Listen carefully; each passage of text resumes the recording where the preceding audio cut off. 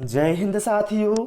आज का यह प्रैक्टिस सेट बिल्कुल आपके एग्जाम जैसा होने वाला है। जैसा एग्जाम में सेट आने वाला है वैसा यह सेट तैयार किया हुआ है। इसलिए आप लोगों से रिक्वेस्ट है, इस प्रैक्टिस सेट को आप लोग अवश्य लगाइएगा और ईमानदारी से बताइएगा आपने 30 में से कितने प्रश्नों के सही जवाब दिए हैं, क्योंकि बहुत मेहनत से इस सेट को बनाया है। वही लेवल है जो आपके एग्जाम में आने वाला है। तो चलिए हम शुरू करते हैं प्रश्न क्रमांक 1 से। कहा गया है, भारत के गांव में घरों की दीवारें आमतौर पर मोटी होती हैं और मिट्टी से पुती होती हैं। इन घरों की छतें कांटेदार झाड़ियों से बनाई जाती हैं। इस प्रकार के गांव आमतौर पर किस क्षेत्र में है? तो साथियों, इस प्रकार के जो गांव हैं यह हमारे राजस्थान के मरुस्थलीय क्षेत्र में है ना। और ऐसा इसलिए किया जाता है घरों की दीवारों को मोटा, क्योंकि दीवारें मोटी होती हैं तो वह बाहर की गर्मी को घर के अंदर आने से रोकती हैं। ठीक है, चलिए इसके बाद हम अगला क्वेश्चन लेते हैं। PSLV जिसे कहा जाएगा पोलर सैटेलाइट लॉन्च व्हीकल या ध्रुवीय उपग्रह प्रमोचक रॉकेट, इसकी ऊंचाई बताना है कितनी है। PSLV की ऊंचाई कितनी है? कई बार तो इसका फुल फॉर्म ही पूछा गया, ध्यान रखिएगा, पोलर सैटेलाइट लॉन्च व्हीकल। और इसकी जो ऊंचाई है 44 मीटर। और PSLV 4 चरणों वाला प्रक्षेपण यान है, ये भी आप ध्यान रखिएगा। एक क्वेश्चन भी MPTT 2022 में पूछा गया था, ऊंचाई और चरणों की संख्या पूछी गई थी। चलिए अगला क्वेश्चन देखिए। किस वर्ष भुज गुजरात में भूकंप आया था जिसमें कम से कम 1000 लोगों की मृत्यु हो गई थी? देखिए, भूकंप एक प्राकृतिक आपदा है, ये आपको मालूम होगा।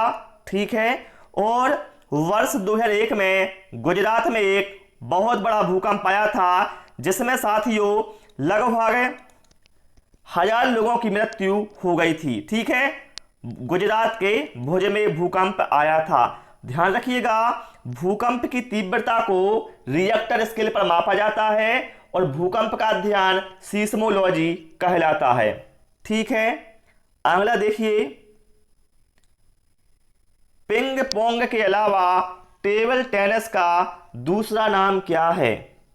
बताएं आप लोग, राइट आंसर यहां पर क्या होगा? तो देखिए, टेबल टेनिस को पिंग पोंग कहा जाता है। क्या कहा जाता है? Ping pong.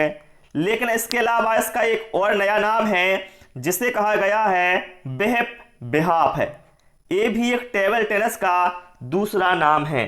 ठीक है, और टेबल टेनिस की जो शुरुआत है ये कहां से हुई थी?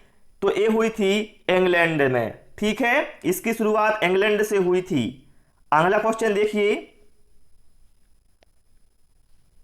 कुछ लोगों को यह क्वेश्चन कठिन लग सकते हैं, लेकिन एग्जाम को ध्यान में रखते हुए यह सेट तैयार किया गया है। पर्यावरण अध्ययन को एकीकृत करने की आवश्यकता क्यों है? ये पेडागोजी का क्वेश्चन है। बताइए आप लोग, राइट आंसर क्या होगा? क्योंकि बच्चा खंडित बातों के बजाय संपूर्णता में बातों को आसानी से समझता है। बिल्कुल सही बात है, जो बच्चा है यह खंडित बातों को आसानी से नहीं समझता, लेकिन आप जब संपूर्णता में वही बातों को समझाएंगे तो आसानी से समझ जाता है। इसलिए इसको एकीकृत करने की आवश्यकता है। क्लियर? राइट आंसर विकल्प ए। चलिए, निम्नलिखित में से कौन भारत में खारे पानी की सबसे बड़ी झील है? बताइए आप लोग, भारत में खारे पानी की सबसे बड़ी झील कौन सी है? तो आप लोग बताइएगा, चिल्का झील। कौन सी है? चिल्का झील। कहां पर है? तो याद कैसे रखोगे? चिल्का मतलब चील को याद रखो। चील क्या करती है? उड़ती है। तो चिल्का झील कहां पर है? उड़ीसा में है। चील उड़ी मतलब चिल्का झील उड़ीसा में है। क्लियर? चलिए अगला क्वेश्चन देखिए। पके हुए भोजन को खुला या बिना फ्रिज में रखे लंबी अवधि के नहीं छोड़ना चाहिए। निम्नलिखित में से कौन सा कारक पके हुए भोजन को बेकार करने के लिए जिम्मेदार है? साथियों, यदि आप पके भोजन को बहुत देर तक खुला छोड़ देते हैं या बिना फ्रिज के छोड़ देते हैं तो खराब हो जाता है। क्यों हो जाता है खराब? बैक्टीरिया या जीवाणु की वजह से। जैसे कि हम बात करें लैक्टोबैसिलस या फिर लैक्टोकोकस, है ना, ये जो जीवाणु होते हैं इनसे क्या है, खराब हो जाएगा। ठीक है, चलिए आप लोग कमेंट बॉक्स में बताइएगा जीवाणु की खोज किसने की थी। ये आपका क्वेश्चन है, बताइएगा इसका आंसर क्या होगा। चलिए अगला क्वेश्चन क्या है? हमारे देश में एक स्थान है जिसे ठंडा रेगिस्तान कहते हैं। यह क्षेत्र ऊंचा, सूखा और समतल है। यह क्षेत्र स्थित है। तो आपको मालूम होगा कि हमारे भारत का सबसे ठंडा रेगिस्तान कौन सा है? तो लेह है, लद्दाख, है ना। राइट आंसर विकल्प डी के साथ जाएगा। ठीक, अब आप लोगों का सवाल है कि विश्व का सबसे ठंडा मरुस्थल कौन सा है? ये आप लोग कमेंट में बताइएगा। किसी भी प्रकार या आकार के आवासों के समूह है जहां मनुष्य रहते हैं क्या कहलाते हैं? बताइए आप लोग। तो किसी भी प्रकार या आकार के जो आवास होते हैं, जो समूह होता है, तो उसे हम बस्ती के नाम से जानते हैं। सुना होगा, है ना। तो उसे कहा जाता है मानव बस्ती। ठीक है, चलिए अगला क्वेश्चन देखते हैं। ये भी पेडागोजी का क्वेश्चन है, क्योंकि पेडागोजी भी आती है। ठीक है, सॉरी ये बंद हो गया है, इसको हम फिर से ओपन करते हैं। तो यहां पर जो आपका क्वेश्चन है वो दिया हुआ है। हरप्रीत अपने शिक्षार्थियों को यह सुझाव देना चाहती है कि पर्यावरण संरक्षण के लिए किस प्रकार एक व्यक्ति सबसे अच्छे संभावित तरीके से अपना योगदान दे सकता है। उनका सबसे बेहतर सुझाव हो सकता है। बताइए पर्यावरण संरक्षण के लिए बेहतर सुझाव क्या हो सकता है इन चार में से? कार, स्कूटर आदि जैसे व्यक्तिगत वाहन न रखें। भाई तो ये तो गलत है ना, क्योंकि ये तो आजकल की आवश्यकता है। घर से बाहर अक्सर आने जाने से बचना नहीं। अपने व्यक्तिगत वाहन के इंजन की नियमित जांच करना नहीं, बल्कि आने जाने के लिए सार्वजनिक साधनों का प्रयोग करना, है ना। जो सार्वजनिक वाहन चल रहे हैं उनका आप प्रयोग करें। अलग से आप अपना वाहन नहीं ले जाएं। इससे क्या है, प्रदूषण को बहुत हद तक रोका जा सकता है या कम किया जा सकता है। क्लियर? चलिए अगला क्वेश्चन देखिए। राजस्थान के कौन से समुदाय के लिए वन एवं वन्य प्राणी संरक्षण उनके धार्मिक अनुष्ठान का भाग बन गया है? तो देखिए आप लोगों ने नाम सुना होगा अमृता बिश्नोई का, है ना, जिनका महत्वपूर्ण योगदान है। ठीक है, तो ध्यान रखिएगा जो बिश्नोई समुदाय के लोग होते हैं इनके लिए क्या है, जो वन्य जीव है और वन है ये उनके धार्मिक अनुष्ठान का भाग है। राइट आंसर यहां पर विकल्प सी के साथ जाएगा। और बिश्नोई समुदाय के संस्थापक कौन थे? तो बताइएगा जाम्भोजी महाराज। ये भी वेरी वेरी इंपोर्टेंट है। चलिए अगला देखिए, ओजोन दिवस कब मनाया जाता है? ओजोन दिवस, तो ओजोन परत कहां पाई जाती है? तो हमें मालूम है कि ओजोन परत समताप मंडल में पाई जाती है। ठीक है, ये क्या करती है, सूर्य से जो आने वाली हानिकारक पराबैंगनी किरणें हैं उनसे हमारी रक्षा करती है। और ओजोन परत को CFC अर्थात क्लोरोफ्लोरोकार्बन से हानि हो रही है। ठीक है, इसके अलावा ओजोन दिवस कब मनाया जाता है? 16 सितंबर को। ये सारे पॉइंट आप लोग ध्यान रखिए, बार बार यहां से एग्जाम में क्वेश्चन बनते हैं। ठीक, चलिए अगला क्वेश्चन देखिएगा। भारतीय संसद द्वारा जैव विविधता अधिनियम कब पारित किया गया था? तो जो भारतीय संसद है इसके द्वारा 11 दिसंबर 2002 को जैव विविधता अधिनियम पारित किया गया था। इसलिए राइट आंसर यहां पर विकल्प डी होगा। चलिए अगला क्वेश्चन देखिएगा। जल या वायु द्वारा मिट्टी की ऊपरी परत हटाने की प्रक्रिया क्या कहलाती है? तो साथियों, जल जब बहुत तेज बहता है तो इससे क्या है, मिट्टी की ऊपरी परत बह जाती है, या जब तेज आंधी तूफान चलती है तो भी क्या है, मिट्टी की ऊपरी परत हट जाती है। ठीक है, और इसी को कहा गया है अपर्दन, है ना। मिट्टी की ऊपरी परत हटने को ही अपर्दन कहा गया है। क्लियर? चलिए अगला क्वेश्चन देखिए। विद्यार्थियों को जैव विविधता का अनुभव देने के लिए कौन सी युक्ति ठीक है? बताएं आप लोग, क्या करना है? जैव विविधता का अनुभव तो पक्षियों की प्रजाति संबंधित पुस्तकें और लेख पढ़ने के लिए देना। देखिए चारों विकल्प पढ़िएगा, फिर देखिएगा सबसे करेक्ट आंसर कौन सा है। प्रवासी पक्षियों के बारे में विभिन्न लघु चलचित्र दिखाना, पक्षी अभयारण्य में अवलोकन के लिए ले जाना, या फिर विलुप्त पक्षियों पर विभिन्न वार्ता और भाषण।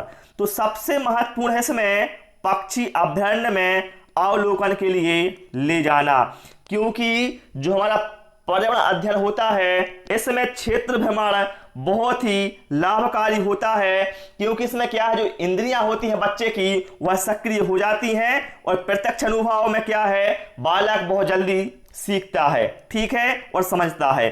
तो राइट आंसर यहां पर विकल्प सी के साथ जाएगा। और आप लोगों से मेरी रिक्वेस्ट है, जिनको वीडियो पसंद आ रहा है वीडियो को लाइक करिएगा आप लोग, और जो भी आपके साथी हैं, फ्रेंड हैं, उनके साथ इसे शेयर भी कर देना। वायुमंडल का प्रमुख स्तर जो पृथ्वी के सबसे पास है, बताइए पृथ्वी के सबसे पास कौन सा स्तर है? तो आप बताइएगा क्षोभ मंडल। कौन सा है? क्षोभ मंडल। ठीक है, ये सतह से 18 किलोमीटर की ऊंचाई पर है। ठीक है, ध्यान रखिएगा। और जो हमारा क्षोभ मंडल है इसी में जो घटनाएं होती है ना, आंधी, वर्षा, बादल, ये सारी घटनाएं क्षोभ मंडल में ही होती हैं। तो कई बार एग्जाम में पूछा गया है कि आंधी, वर्षा, बादल संबंधी जो घटनाएं होती हैं वह किस मंडल में होती हैं? तो बताइएगा क्षोभ मंडल। ऊंचाई भी ध्यान रखिएगा, सतह से 18 किलोमीटर है। ठीक, चलिए अगला क्वेश्चन देखिएगा। चंद्र ग्रहण कब होता है? बताइएगा चंद्र ग्रहण कब होता है? तो जब पृथ्वी सूर्य एवं चंद्रमा के बीच होती है तब यह घटना घटित होती है। राइट आंसर यहां पर विकल्प ए के साथ जाएगा। और ध्यान रखिएगा जो चंद्र ग्रहण होता है यह हमेशा पूर्णिमा को होता है। कब होता है? पूर्णिमा को। और सूर्य ग्रहण होता है हमेशा अमावस्या को। कब होता है सूर्य ग्रहण? अमावस्या को होता है। अब आप लोग बताइए सूर्य ग्रहण की घटना कैसे घटित होती है? आप लोग बताइएगा कमेंट में। ठीक, चलिए अगला देखिए। सूर्य के प्रकाश की गति क्या है? जो सूर्य से प्रकाश आता है बताइए आप लोग उसकी गति क्या है? तो सबसे पहले आपको मालूम होगा सूर्य की दूरी हमारी पृथ्वी से बहुत है, लेकिन फिर भी जो सूर्य का प्रकाश है वह पृथ्वी तक आने में केवल 8 मिनट 16.6 सेकंड का समय लगता है पृथ्वी तक आने में। और जो सूर्य के प्रकाश की गति है वह 3 लाख किलोमीटर पर सेकंड है। तो यहां पर क्या है? 3 × 10⁵ देखिए ये क्या है, 10 के ऊपर 5 की घात लगी हुई है। ठीक है, ये 10 के ऊपर 6 की है, 10 के ऊपर 8 की घात। ठीक है, तो राइट आंसर यहां पर विकल्प ए के साथ जाएगा। ठीक है, 3 लाख किलोमीटर प्रति सेकंड होती है। चलिए अगला क्वेश्चन देखिएगा। महाराष्ट्र, मध्य प्रदेश और गुजरात में बड़े बांधों के निर्माण की वजह से स्थानीय व्यक्तियों को अपने प्राकृतिक आवास को छोड़ना पड़ा। इस प्रकार की गतिविधि को क्या कहते हैं? तो जब अपने प्राकृतिक आवास को छोड़ना पड़ा तो ऐसी गतिविधि को कहते हैं विस्थापन। क्या कहते हैं? विस्थापन। देखिए तबादला इसलिए नहीं होगा क्योंकि ये अस्थायी रूप से होता है। ठीक है, लेकिन विस्थापन क्या है? स्थायी रूप से। ठीक, चलिए अगला क्वेश्चन देखते हैं। इसके बाद WWF से क्या आशय है? सारे ही क्वेश्चन मोस्ट इंपोर्टेंट है, पहले ही आपको वो बता चुका हूं। तो WWF का मतलब होता है वर्ल्ड वाइल्ड लाइफ फंड, ठीक है। और इसकी स्थापना साथियों कब हुई थी, एक क्वेश्चन भी कई बार पूछा गया है, तो ध्यान रखिएगा। 29 अप्रैल 1961 को इसकी स्थापना हुई थी। और इसका जो मुख्यालय है वह कहां पर है, तो ग्लैंड स्विट्जरलैंड में इसका मुख्यालय है। और इसका जो प्रतीक चिन्ह है वह ज्वाइंट पांडा है। ये सारे पॉइंट ध्यान रखिएगा। मैं हमेशा ही आपको जो क्वेश्चन पढ़ाता हूं तो उससे संबंधित जानकारी देता हूं। मान लीजिए यहां पर मैं 30 क्वेश्चन पढ़ाऊंगा, तो ये समझिए आपके लगभग 100 क्वेश्चन कंप्लीट हो जाएंगे, ठीक है। आप देखिए पारिस्थितिक तंत्र के घटक हैं, एक क्वेश्चन मोस्ट इंपोर्टेंट है और बहुत सारे लोग इसमें गलती करते हैं। बहुत सारे लोग विकल्प डी बता देते हैं, लेकिन गलत है, ठीक है। पारिस्थितिक तंत्र के 2 घटक होते हैं, देखिए कौन कौन से, जैविक और अजैविक। कौन से होते हैं, जैविक और अजैविक। जैविक के अंतर्गत कौन आता है, उत्पादक, उपभोक्ता, अपघटक, ये जैविक में आते हैं। और अजैविक में कौन कौन आते हैं, भौतिक कारक, कार्बनिक कारक और अकार्बनिक कारक, ठीक है ना। चलिए अगला क्वेश्चन देखिए। हमारे देश में पाए जाने वाले अति सामान्य पक्षियों का वह है युगल या जोड़ा चुनिए जिनकी दृष्टि श्रेष्ठ होती है और जो हमारी तुलना में वस्तुओं को 4 गुनी अधिक दूरी से स्पष्ट देख सकते हैं। तो आपको मालूम होगा चील और बाज, आप लोगों ने देखा होगा वो उड़ते रहते हैं आसमान में और जमीन पर क्या है, अपना शिकार देख लेते हैं। शिकार उनसे बच नहीं सकता, चील से और बाज से, ठीक है। उनकी दृष्टि बहुत तेज होती है, ठीक। चलिए अगला क्वेश्चन देखिएगा। पर्यावरण अध्ययन ज्यादा प्रभावशाली होगा यदि शिक्षक, बताइए आप लोग राइट आंसर क्या होगा। तो देखिए विषय में पारंगत होगी, शिक्षक ने उद्देश्य पाठ के प्रारंभ में ही बता दिए हैं, या फिर विभिन्न अर्थपूर्ण और महत्वपूर्ण सीखने के संसाधनों का प्रयोग करती है। तो सबसे अच्छा विकल्प सी ही यहां पर, पर्यावरण अध्ययन ज्यादा प्रभावशाली तब होगा जब शिक्षक विभिन्न अर्थपूर्ण और महत्वपूर्ण सीखने के संसाधनों का प्रयोग करता है या करती है, ठीक है। अगला क्वेश्चन देखिएगा। एक शिक्षक क्या डूबा क्या तैरा पानी से संबंधित एक प्रयोग का संचालन करता है। विद्यार्थियों में निम्नलिखित में से कौन सी प्रक्रिया कौशल का विकास हो रहा है।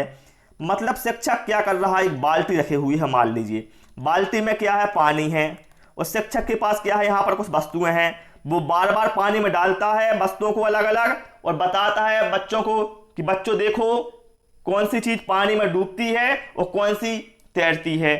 तो इसमें क्या है, कौन सा कौशल विकसित हो रहा है, तो बताइएगा अवलोकन, क्योंकि बच्चे क्या है, देख के सीख रहे हैं ना, है ना, प्रत्यक्ष रूप में, ठीक है। चलिए अगला क्वेश्चन है, क्या है अगला क्वेश्चन। ईवीएस के शिक्षण अधिगम में प्रायोजना पराक्रम लाभकारी है, क्योंकि। तो प्रायोजना पराक्रम लाभकारी क्यों होता है ईवीएस के शिक्षण में। यह शिक्षक को एक मार्गदर्शक और सुगमकर्ता बनाता है। इसे विविध संसाधनों की आवश्यकता होती है। बच्चे प्रायोजना के करने वाले भाग और क्रिया के भाग से अभिभूत हो जाते हैं। यह कार्य अनुभव एवं अभिसारी चिंतन का अवसर प्रदान करता है। तो बिल्कुल राइट आंसर यहां पर विकल्प डी होगा। यह कार्य अनुभव और अभिसारी चिंतन के अवसर प्रदान करता है, ठीक है। चलिए अगला देखिए। ह्यूरिस्को का शब्द का अर्थ क्या है। आपने नाम सुना हुआ है खोज विधि, ठीक है, तो इसका अर्थ होता है खोजना, ह्यूरिस्को, है ना। चलिए अगला देखिए। हाफमैन कप किस खेल से संबंधित है। हाफमैन कप, देखिए कौन सा कप किस खेल से संबंधित है। इस तरह के क्वेश्चन एमपीटीटी 2022 में पूछे गए थे। तो हाफमैन जो कप है ये संबंधित है किससे? टेनिस से। किससे है? टेनिस से है। अब आप लोग बताइएगा टेनिस किस देश का राष्ट्रीय खेल है? चलिए अगला देखिए, समूह परिचर्चा की सीमाएं क्या हैं? देखिए समूह परिचर्चा की सीमाएं, सीमा का मतलब होता है लिमिटेशंस या कहा जाए कमी। मतलब जो समूह परिचर्चा है इसकी क्या कमी होती है? या अचानक से होता है? तो ऐसा तो नहीं होता, इसमें काफी समय लगता है। बिल्कुल भाई, जो हमारी समूह परिचर्चा होती है इसमें क्या है, समय बहुत अधिक लग जाता है ना। चलिए अगला क्वेश्चन देखिए, PSLV जो बता चुका हूं, पोलर सैटेलाइट लॉन्च व्हीकल, जिसे हिंदी में कहा है ध्रुवीय उपग्रह प्रमोचक रॉकेट, इसका सफल प्रक्षेपण किस वर्ष हुआ था? तो साथियों इसका जो PSLV है इसका सफल प्रक्षेपण हुआ था पहला अक्टूबर 1994 में। तो राइट आंसर किसके साथ जाएगा? विकल्प डी के साथ जाएगा। क्लियर। चलिए अगला क्वेश्चन देखिएगा, ईवीएस में रचनात्मक अभिव्यक्तियों के संबंध में निम्नलिखित में से कौन सा सही नहीं है? देखिए सही नहीं है मतलब यहां पर आपको नेगेटिव पॉइंट देखना है। तो रचनात्मकता सीखने के लिए उत्तेजित करती है, ये तो सही बात है। बहुमुखी सोच की प्रक्रिया रचनात्मकता को बाधित करती है, तो गलत है, क्योंकि जो बहुमुखी सोच है ये रचनात्मकता की प्रक्रिया को आगे बढ़ाती है, ना कि उसे बाधित करती है। तो ये विकल्प भी सही नहीं है, यही अपना राइट आंसर हो जाएगा। तो प्यारे शिक्षक साथियों इस क्लास में इतना ही। यहाँ पर हमने आज 30 क्वेश्चन पढ़े हुए हैं। यह फर्स्ट प्रैक्टिस सेट था ईवीएस का। आप लोगों ने कितना स्कोर किया वो आप कमेंट में बताइएगा। कोई भी क्वेश्चन को लेकर डाउट है वो भी आप कमेंट करिएगा, ठीक है। और क्लास कैसी लगी वो भी आप जरूर बताएं। बहुत बहुत धन्यवाद आप सभी का।